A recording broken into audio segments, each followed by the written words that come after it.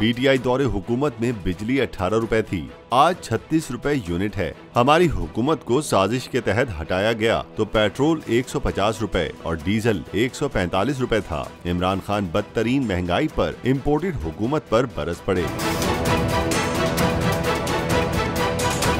गुजरात में तहरीक इंसाफ के जलसे से खिताब करते हुए साबिक वजीर आजम इमरान खान ने कहा कि हमारी हुकूमत में प्रोपेगेंडा किया गया। ये शोर मचाते थे कि पाकिस्तान में महंगाई हो गई है। बिलावल ने डराने के लिए महंगाई मार्च किया, बोले इमरान खान की कांपें टांगेंगी। शहबाज शरीफ हर रोज कहते थे कि तुम IMF के गुलाम बन गए हो, लेकिन हम पर इल्जाम लगाने वाले आज खुद IMF के सामने ढेर हो गए। जब ये इख्तिदार से बाहर थे तो IMF बहुत बुरा था और अब बहुत अच्छा हो गया।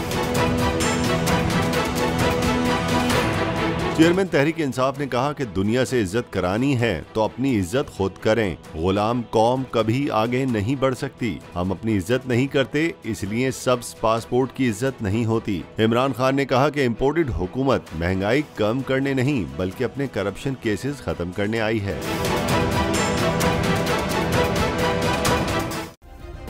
सब्सक्राइब करें और बेल दबाएं ताकि कोई खबर रह न जाए।